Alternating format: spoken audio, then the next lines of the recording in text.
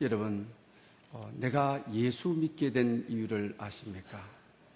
또 하나님께서 이스라엘을 택하셔서 믿음의 나라로 세우신 이유를 아십니까?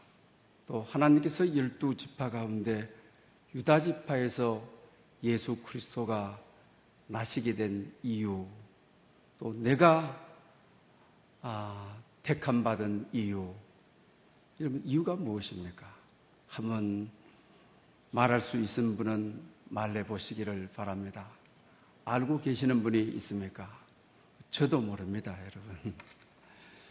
왜 하나님이 나를 택하셨는지, 이스라엘을 택하셨는지 이걸 모르는 거죠. 이걸 가지고 성경은 은총이라 이렇게 말하는 것입니다. 은총이라, 은총이라. 오늘 예수님께서 우리를 택해 주셔서 이렇게 아버지 전에 나와 우리가 성탄 감사 예배를 드리는 것, 왜 나를 불러주셨는지, 웬일인지 웬 말인지 난 알 수 없어요. 이걸 은총이라, 하나님의 은총이라. 여러분에게 오늘 이 아침 하나님의 은총이 정말 여러분들을 붙들어 주시는, 이유 없는데, 나도 내 이유를 못 찾겠는데 나를 택하신 분, 나를 먼저 사랑하시는 분, 나를 불러주시는 분, 말씀으로 믿게 하시고 찬양하게 하시고, 이게 바로 은총인 것이죠. 예수 그리스도는 이 땅 위에 은총을 주시기 위해서 오셨습니다. 그래서 오늘은 세상을 향한 큰 기쁨의 소식, 이런 제목으로 잠시 말씀을 드리려고 합니다. 우리 현대사에 있어서 여러분 큰 기쁨의 소식, 참 큰 놀라운 기쁨을 갖다 준 소식이 어떤 것들이 있습니까? 45년도에 8.15 강복, 우리 민족사에 정말 큰 기쁨의 좋은 소식을 가다자 준 내용이죠. 또 2002년도 6월 22일 우리가 강주에서 울려 퍼졌던 우리 한일 월드컵, 그 다음날 신문이 막 한국 이제 제4강입니다 하고 막 얼마나 우리가 열광하고, 그 2002년도에 우리에게 있어서의 정말 큰 기쁨의 좋은 소식이었습니다. 또 뿐만 아니고 금년에 4월 27일, 그동안 남북 정상회담이 없고 전쟁 일보 직전까지 한반도에 전쟁 무기들이 집중적으로 모여들고, 그래서 남북 정상이 만나서 판문점 선언, 이제 전쟁하지 말자, 핵무기 없애자. 이거는 세계 전체가 주목한 세계적인 이슈가 된 우리 민족의 금년 한 해에 큰 기쁨의 소식을 갖다 주었다고 할 수 있을 것입니다. 이런 문제보다도 영적인 면에 있어서의 정말 우리 영혼의 큰 기쁨의 소식, 이것은 오늘 본문이 말하는 대로 예수 그리스도의 탄생이, 오늘 본문 그대로 말한다면 큰 기쁨의 좋은 소식이라고, 예수님의 탄생을 큰 기쁨의 좋은 소식. 인류의 어떤 소식보다도 여러분, 실제적으로 예수님이 오셔서 구원을 얻었다고 하는 것은 우리 또 입시생들, 또 어떤 대학에 합격을 하고 또 어떤 금년 안에 소망을 이루고 이런 것보다도 정말 놀랍고 크고, 이 기쁨의 소식은 예수님이 이 땅에 오셔서 그분을 믿음으로 구원을 얻게 된, 영생을 얻게 된, 그래서 성경은 큰 기쁨의 좋은 소식이라고 전하고 있는 것을 보게 되는 것입니다. 오늘 정말 기쁨의 이 좋은 소식이 여러분의 영혼 속까지, 여러분의 삶의 모든 정서 속까지 주님 모심의 이 기쁨이 여러분의 삶을 억누리고 있는, 여러분의 삶을 숨쉬지 못하도록 하고 있는 이 소식이 스며들어서 이 좋은 복음이, 정말 이 좋은 성령의 능력이 여러분에게 임재하셔서 여러분의 한이 풀려지는, 억눌림에서 자유함을 얻는 그런 은총이 있으시기를 축복합니다. 김우영 감독이 쓴 애통하는 자는 복이 있나니 다큐멘터리 글로 나와서 그 첫 장에 보게 되게 되면 내가 사랑할 곳 사마리아라고 하는 곳이 있죠. 거기에 기철 형에 대한 이야기가 나오게 되는데, 이분은 그 이탈리아 혼혈계에서 태어났어요. 그러니까 이탈리아와 우리나라가 만나서 혼혈라로 태어나게 되죠. 우리나라에서 혼혈라로 산다고 하는 것이 쉽지 않죠. 학교에 가든지 놀이터에 가든지 굉장한 고통과 한이 맺혀 있는 것이죠. 그러면서도 그는 사명이 있었던 것입니다. 그 사명이 우리나라에 무술인들을 일일이 다 찾아가는 것이죠. 그리고 무술인들에게 복음을 전하는 거예요. 그 무속신앙을 가진 이들이 얼마나 극렬합니까? 그리고 일일이 그분을 만나서 집을 짓고 그분의 특징을 하고 시간 있을 때마다 이 무속인들의 대문 앞에 가가지고 간절히 복음이 임하도록, 말씀이 임하도록, 성령 하나님이 임하시도록 천지를 바꾸시는 하나님께서 이분들 바꾸어달라고. 사실 우리 정상적인 그리스도인들도 성령 충만한 우리 민족도 하기가 힘드는 것 아닙니까? 혼혈라가 그 사명을 가지고 이 점장이들 집들, 무속인들 집을 찾아가서 촬영을 하고 특징을 하고 기록을 남기고, 그리고 시간 있을 때마다 그 집을 찾아가서 간절히 하나님 앞에 기도하는 그의 사명을 보게 되는 거죠. 그뿐만 아닙니다. 동두천, 문산, 파주에 있는 혼혈 어머니들 모셔놓고 희망을 주는 거죠. 또 혼혈 아들을 다 모아놓고 절망 중에 빠져있는 그들에게 희망이 되어주는 거죠. 또 대부분 이 혼혈 아들이 알코올 중독, 마약 중독 여기에 빠져있는 거죠. 그들 속에 아주 깊게 들어가서 그들의 위로자가 되어주고 그들의 힘이 되어주고 그들을 신앙으로 일으켜주는 모습을 보게 됩니다. 오늘 이 시대에 예수님을 보는 것 같은 메리 크리스마스의 소식이라고 할 수가 있습니다. 그러면서 그는 내가 좋아하는 사람 사랑하고 그 다음에 그가 나를 좋아할 때 사랑하는 것, 이건 사랑이 아니다. 정말 나를 싫어하고 또 내가 싫은 사람, 그 무속인들을 찾아가가지고 정말 그들에게 애정을 쏟고 그들과 삶을 같이 나누고 그들에게 희망이 되어주는, 이것이 주님이 이 땅에 오신 이유다. 주님이 이 땅에 오신 목적이 여기에 있다. 정말 우리가 메리 크리스마스, 이 성탄절의 참 의미는 그렇지 않습니까?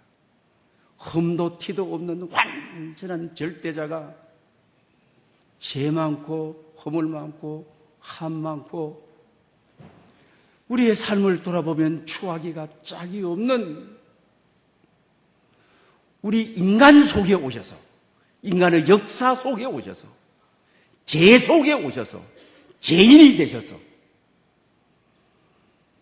우리의 죄를 사하시고 이 죄인을 의롭게 의인처럼 살게 하나님의 의가 나타나서 하나님의 자녀로 가는 길에 문을 여시는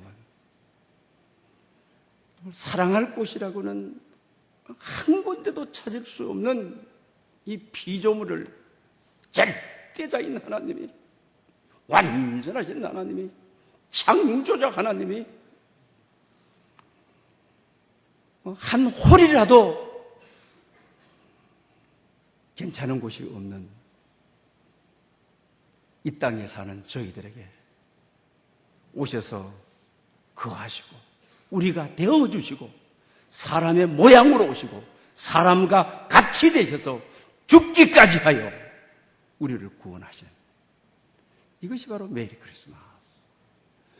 여러분 삶이 아무리 아파도 내놓을 것이 없어도 삶의 구석구석이 허물 뿐이고 그런데도 절대자가 날 사랑해서 독생자 아들을 보내서 나와 함께 계시는 임마누엘이 되어주시고 또 그냥 잠시 계시다가 떠나는 것이 아니라 말씀이 육신이 되어 우리 가운데 거하심에 이거는 그리스 원어에 텐트를 치고 영원히 함께한다.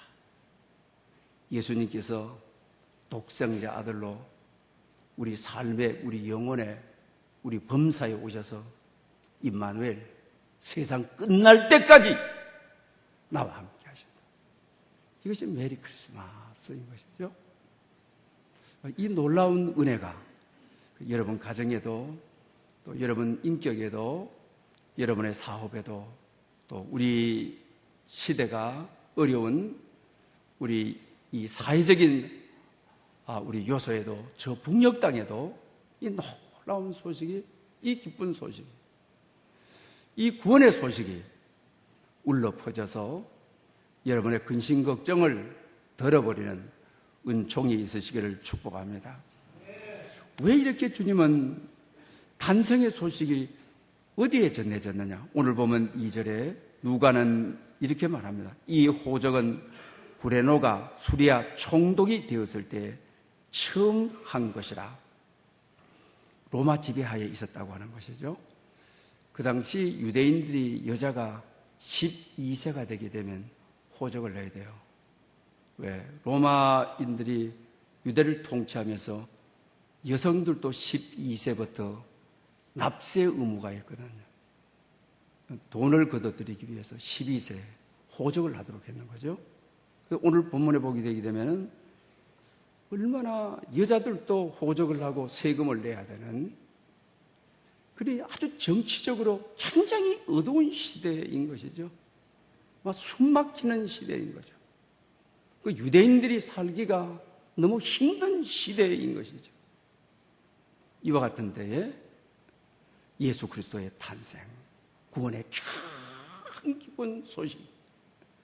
예수님의 탄생은 우리 영혼에 국한되는 것이 아닙니다. 정치, 사회, 문화 아주 밀접한 관계에 있는 거예요. 오늘 본문은 우리 영혼에 대한 이야기를 먼저 하기 전에 예수 그리스도의 탄생이 로마 지배하에 있던 그들에게 마리아도 12세가 되어서 호적을 하고 세금을 내야 되는 그 시대적 압박 속에 예수 그리스도가 오심으로 정치, 사회, 문화적으로 매여 있던 여기서부터 좋은 소식을 주는 기쁜 소식을 주는 하나님의 역사였다고 하는 것입니다. 금년 한 해를 돌이켜보면 우리 세상의 어두운 질서로부터 정말 좋은 소식이 우리 남북 정상 1차 회담 판문점 선언이 우리가 4월 27일 날 있었습니다. 2차 우리가 또 회담은 판문각에서 5월 26일 날 있었습니다. 또 3차는 우리가 평양에서 있었습니다. 온 세계가 주목하였습니다.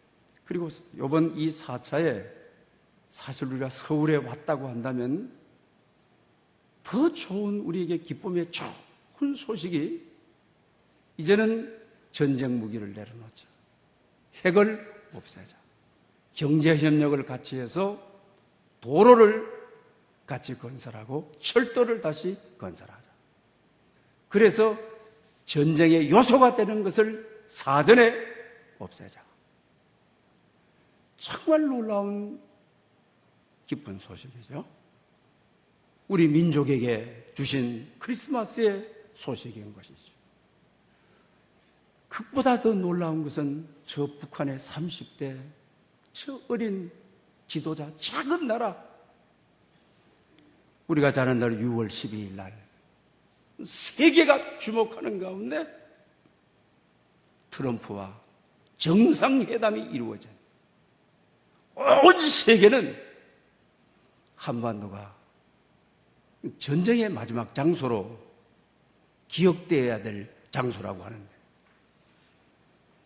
이 회담은 엄청난 우리 현대사회 뿐만 아니라 세계사에 주는 메시지가 정말 큰 기쁨에 좋은 소식인 것이죠.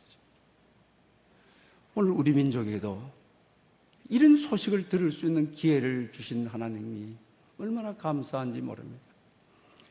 그런데 오늘을 살아가는 여러분들, 우리 심령 속에서도 어떻습니까?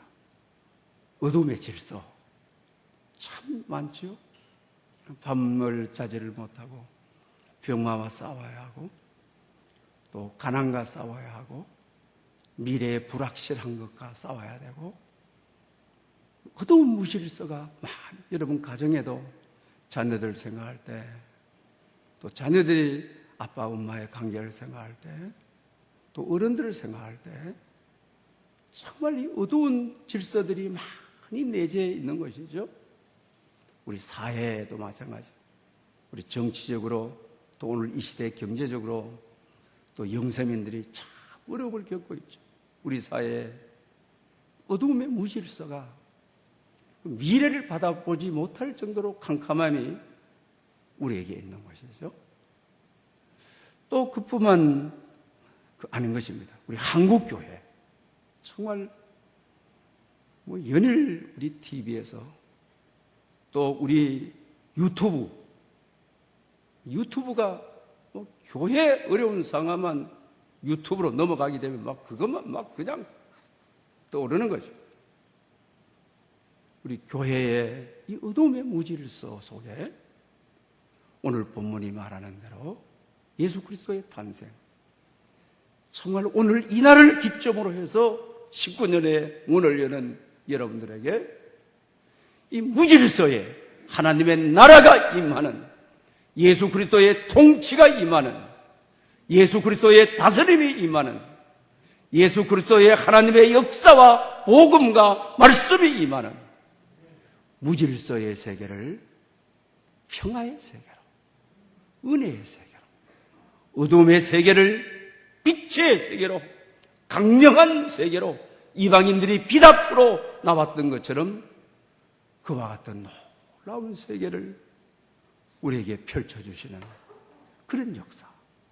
오늘의 이날의 메리 크리스마스가 그 당시 로마 통치하에 있던 유대민족에게 예수 그리스도의 탄생은 빛이 되어주셨던 것처럼, 큰 구원의 기쁨의 소식이 되었던 것처럼, 오늘 이 성탄절을 맞은 모든 여러분들에게 이 기쁨의 소식이 들어가서 여러분의 모든 범사와 전인격을 치유하고 회복하시는 은총이 있으기를 축복합니다. 할렐루야. 영광 받으시기에 합당하신 아버지 하나님, 세상을 향한 큰 기쁨의 소식이 성탄이었습니다. 오늘 우리 영혼 속에서도, 교회 속에서도, 성도들의 가정 속에서도, 이 나라 이민족 속에서도, 이 나라 이